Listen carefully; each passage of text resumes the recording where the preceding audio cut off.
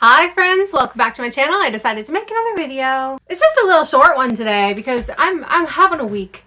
I stepped on my cat in the middle of the night and like he was really sad and I was really sad because I stepped right on him. It was dark. You stepped on Ripley? Yeah. Why did you tell me? I forgot until I was going in there to get this and then I had to step over and I remembered. Did it hurt him? He wasn't happy. So I'm just gonna do a casual chill video today. Also, despite what people think, my pants do not say the F word. Also, I'm wearing this lipstick that I really like. I like the color a lot. The color, I have it here, it's NYX and it's Deep Mesh, which is not a color. I don't know what that means. But, fun fact about me, I really don't like chocolate and this is chocolate scented and flavored. So I'm having a bad time right now. It's yucky. Anyways, I was tagged in a tag. Yes, I was tagged in a tag by Netta over on Basically Netta. Thank you so much for the tag. She is a fellow booktuber and a wonderful member of this community, so go check her out. I'll link her below. She tagged me in the Don't You Forget About Me tag. That song, it's not copyright.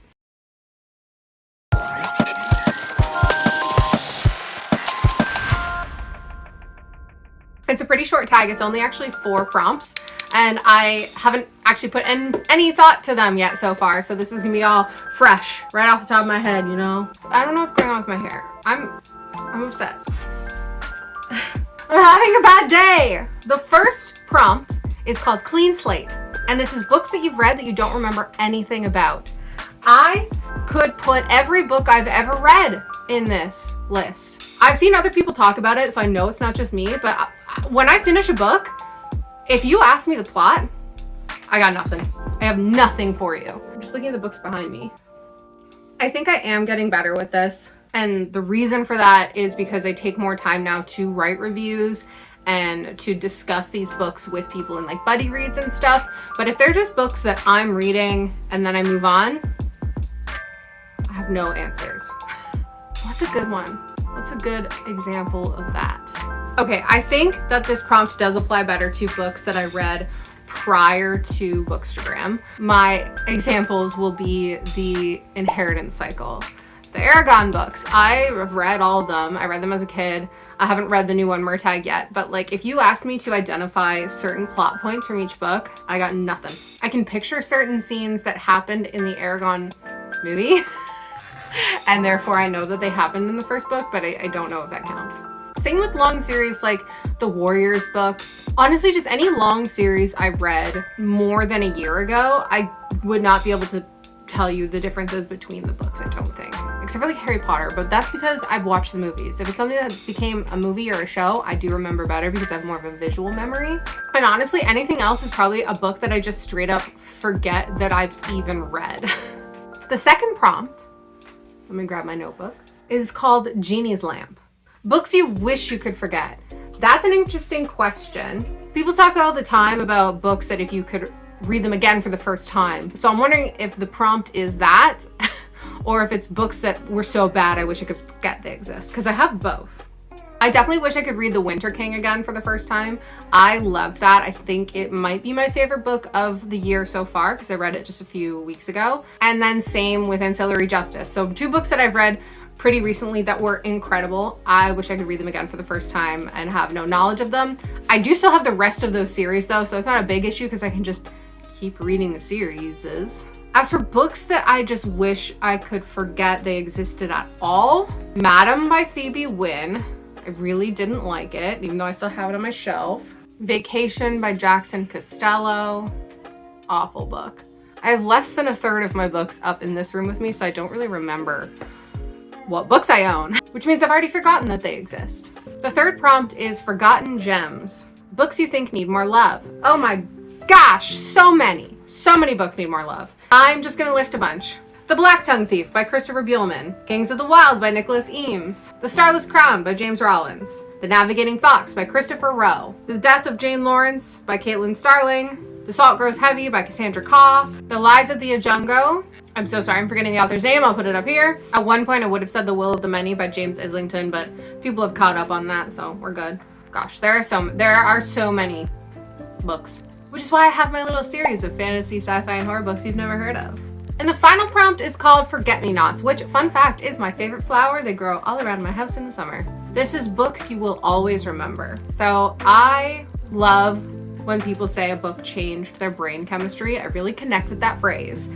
And there are certainly a ton of books that fundamentally changed who I am as a person, how I think about the world, and changed my reading journey, honestly, and reading habits. The first one I have talked about a million times, which is Jurassic Park by Michael Crichton. That is the book that launched me into adult fiction, whether that's science fiction, fantasy, or horror, because in my head it's kind of all of them. It was the first like grown-up book that I read, and I think it set my path as a reader. Most recently was The Navigating Fox by Christopher Rowe. That book had something intangible about it.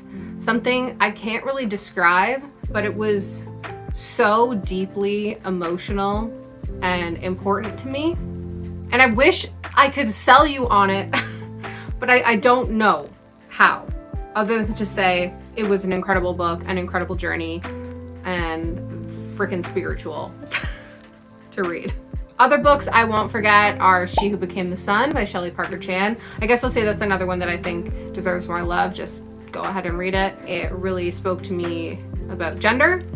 It helped me come to some of my own decisions and realizations. The Will of the Many by James Islington. Obviously, I loved that one. That was my top book of last year. Annihilation by Jeff Vandermeer is one of my all-time favorite books. Shutter Island by Dennis Lehane. I don't read a lot of mystery anymore or thrillers, but that one will always stick with me. I read it before I saw the movie, and I absolutely adored that book. What else? What am I not thinking about?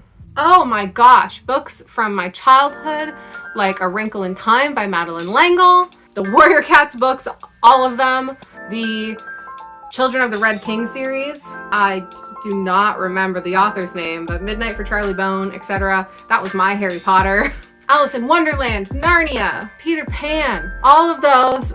Oh my gosh, the list goes on. Should I stop? So many books, all of Ava Reed's books.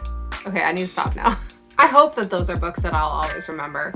A lot of them from my childhood I know will stick with me because they already have, but a bunch of the ones I just mentioned, even throughout this video, are more recent reads, and they're definitely impacting me now. So I hope that I get to keep thinking about them and feeling the impacts of them many years down the line, and I hope I get to read a bunch of new ones that will stick with me forever. But yeah, that's the video. Whoa, I'm stuttering. Having a bad day, I told you.